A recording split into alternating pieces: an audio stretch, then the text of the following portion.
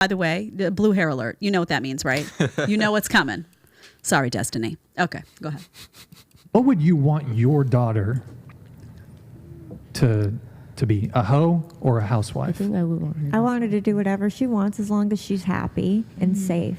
Yeah. You wouldn't lean in the... No. I'd be like, well, be safe about it. Mm-hmm.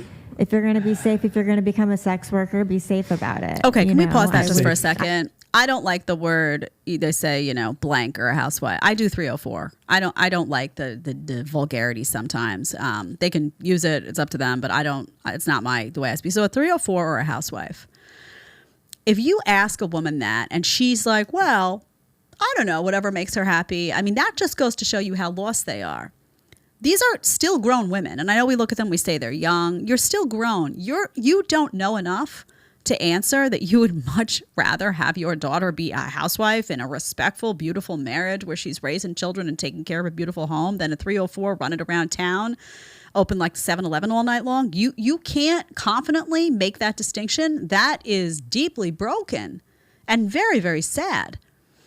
I want to take up this word safe for a second. When they talk about the word safe, it drives me insane because all that young women now see is, and this is a lot of, by the way, programming from social media, from corporate media, safe to them means you're not going to get an STI. That's it. Oh, you're not going to get pregnant. You're not going to get an STI. No STDs. Everything's good. Okay. Safe. Can we branch that word out for a minute though? Because safe to me doesn't just mean physical safety, right? In terms of, okay, I walk away and I don't have any baggage from this experience physically and that I'm not walking away with herpes, right? It also means emotional safety. Is that lifestyle, if you have a daughter, is that lifestyle of promiscuity safe for her? It's not. Take the physical component out. Mentally, is that safe? No, she's going to constantly feel broken inside. She's going to devalue her body. She's going to start to feel like a piece of meat. She's going to start to she's going to start to disconnect from the sexual experience altogether so that one day when she meets someone that she does love, she doesn't bond with them in the same way. She's going to, by the way, increase the chances that she's going to have marital failure ultimately because high promiscuity is associated with that. We'll get to that in a second on the stats and the data. So how is that safe?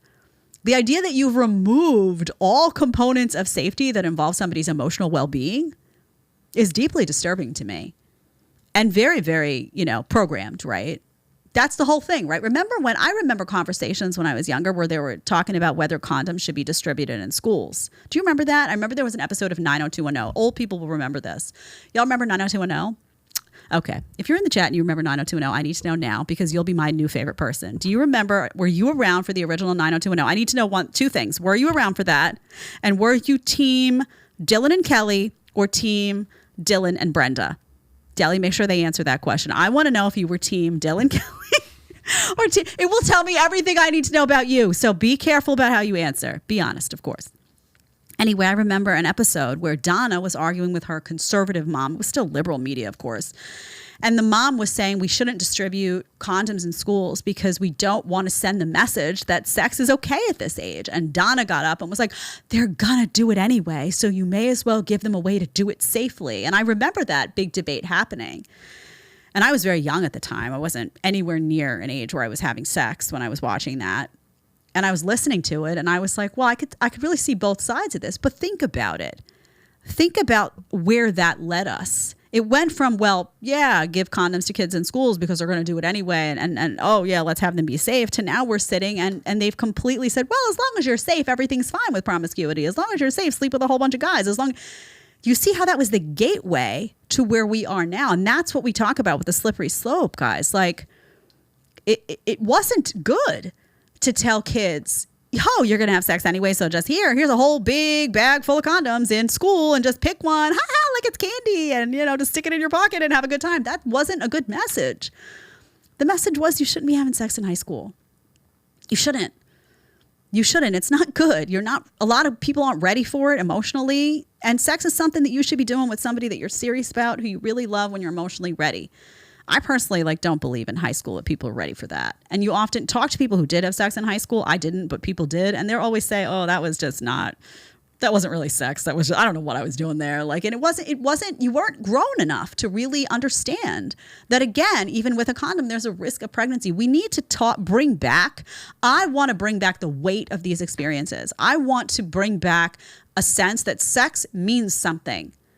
I want to bring back that when you sleep with somebody, it should have value in some way, and that there is risk involved. And the answer is not abort or plan B. The answer is don't engage in these things with someone where you're not willing to bear that risk and have that baby. That's what I want brought back. And you can call me an antique or unrealistic or whatever, but morality isn't about whether it's realistic or not. It's about whether it's moral or not. So we have to have that conversation. And people don't like to have it because they don't want to change their own lives. I get it, but I don't care. Okay, let's go back to, we're going to get to the chat in a sec. Let's go back to 13939 in that same whatever podcast. Are aware of your daughter. She's 19 and she's slept with 40 men. I mean, no, I'm locking you in the house. But okay, do you see your response to that, right? So, Yeah. And I mean, like, some women be putting up those numbers at 19, let's Yeah. just say. But, okay, so she's safe. if she's safe, I But can't. you can't So help- wait a minute. Is she safe? You're talking about a girl at 19 who slept with 40 guys, and your question is, well, did she use protection? That should not be. Okay, sure, yeah. Is she safe? Should she be using protection? Sure, I guess, but she shouldn't be doing that. That is disgusting.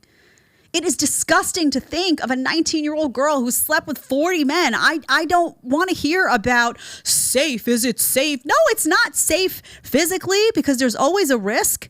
It's not safe emotionally for that young girl. It's not safe mentally, and it's going to leave her with a ton of baggage, potentially physically and emotionally. You shouldn't be behaving like that. And there's something wrong with your parental unit.